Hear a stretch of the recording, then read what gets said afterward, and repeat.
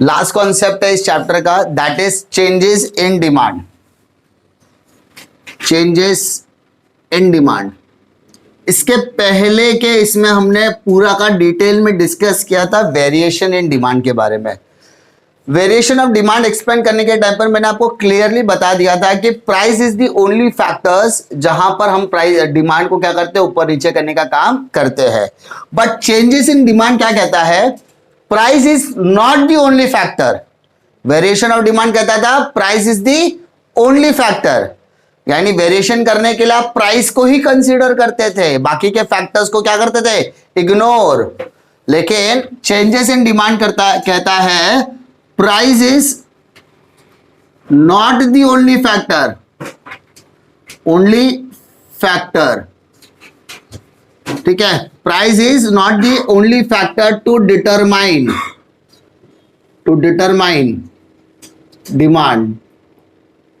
वो क्या कहता है कि भाई आपने वेरिएशन में कह तो दिया कि प्राइस आपका अल्टीमेट फैक्टर होता है, प्राइस की वजह से डिमांड ऊपर और नीचे हो सकता है, लेकिन अगर मैं ऐसा कहूं कि प्राइस के अलावा और भी ऐसे फैक्टर्स हैं जो डिमांड को प्लस माइनस करने का काम करते हैं, तो वो अदर फैक्टर्स की बात करता है। तो चेंजेस ऑफ डिमांड किसके बारे में बात करता है, अदर फैक्टर्स के बारे में बात करता है। सर ये अदर फैक्टर्स में क्या आ सकता है, अदर फैक्टर में आ सकता है टेस्ट, आ सकता है हैबिट, आ सकता है आपका प्रेफरेंस, आ सकता है आपका इनकम, आ सकता है आई थिंक टैक्सेशन पॉलिसी भी आपकी आ सकती है, यानी और भी ऐसे फैक्टर्स है जो डिमांड को ऊपर या नीचे करने का काम करते हैं।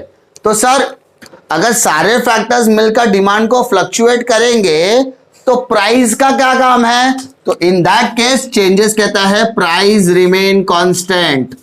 प्राइस क्या रहेगा, रिमेन कांस्टेंट,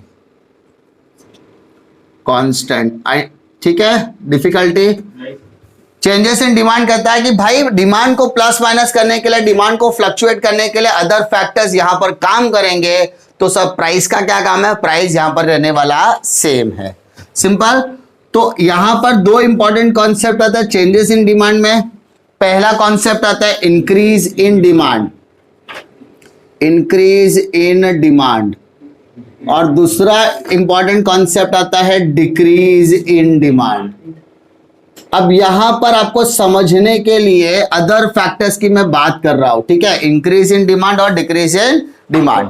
अब समझने के लिए मैं बता रहा हूं कि इंक्रीज इन डिमांड का मतलब क्या है, डिमांड बढ़ रहा है, डिमांड बढ़ रहा है। डिक्रीज इन डिमांड मतलब डिमांड कम हो रहा है, बट यहां पर प्राइस रहने वाला सेम है। एग्जाम्पल के तौर पर लेता हूं मैं एक सा diagram, X axis Y axis पूरा क्लियर करके, ये हो गया मेरा नॉर्मल कर्व, ये मेरा प्राइस, ये हो गया मेरा quantity. Same decrease in demand के लिए भी कांस्टेंट कर्व बना देता हूं मैं, ताकि आपको वहां पर दिक्कत नहीं आएगी। ये मेरा प्राइस, ये हो गया मेरी क्वांटिटी, सिंपल।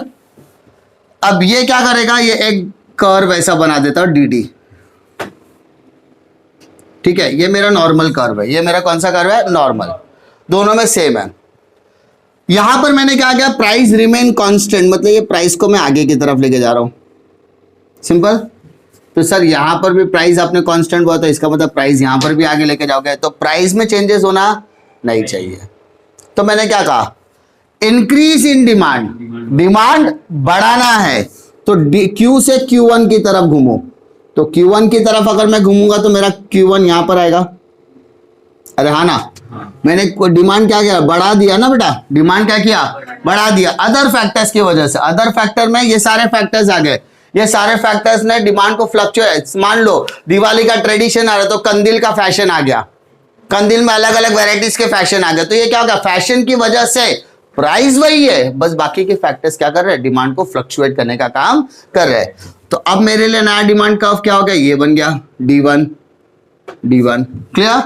तो बताओ क्वांटिटी यानी डिमांड बढ़ गया, तो ये जो शिफ्ट है, ये जो डिमांड कर्व है, ये शिफ्ट हो गया आगे की तरफ की पीछे की तरफ, आगे। इंक्रीज इन डिमांड में क्या हो रहा है, यहां पर क्वांटिटी हमने बढ़ा दी, क्वांटिटी बढ़ा दी, तो हमारा जो डिमांड कर्व है वो क्या हो गया, शिफ्ट हो गया। शिफ्ट हो गया कहां पर, राइट हैंड साइड, ये साइड शिफ्ट हो गया, राइट हैंड साइड।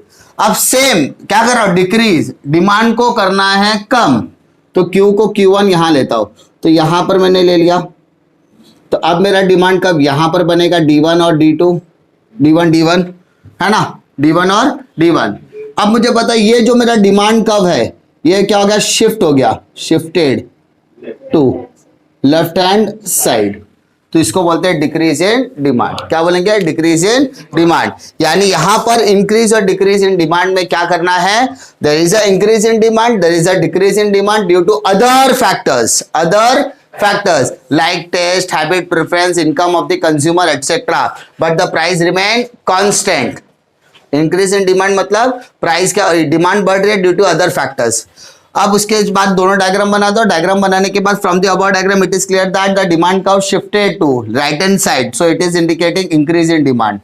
और ये डिमांड क्या ये बताता है, as per diagram the demand curve shifted to left hand side, shift कहां हो रहा है, left hand side, so it indicate decrease in demand. ये दो इंपॉर्टेंट कॉन्सेप्ट अपने को क्या करना है, यहाँ पे प्राइसेस आपका क्या रहेगा, कांस्टेंट, प्राइसेस क्या रहेगा आपका कांस्टेंट, बस आपका डिमांड कब क्या हो रहा है, शिफ्ट हो रहा है लेफ्ट और राइट, इंक्रीज में राइट हैंड साइड और डिक्रीज में लेफ्ट हैंड साइड शिफ्ट हो रहा है, prices remains the constant. Difficulty तो चेंजेस इन कॉन्सेप्ट और वेरिएशन ऑफ कॉन्सेप्ट में क्या फर्क है।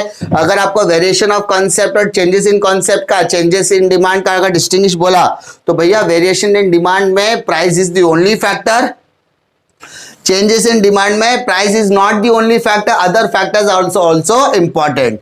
ठीक है, there are two types of variation, expansion और कंट्रैक्शन, दो तरीके के वेरिएशन होते हैं। और चेंजेस में कितने तरीके के, दो, increase in demand, decrease in demand, हो गया, दैट्स इट। 2 मार्क के लिए दो पॉइंट क्या होगा, डिफिकल्टी इधर सॉल्व हो जाएगी। क्लियर, पक्का डिफिकल्टी नहीं सर।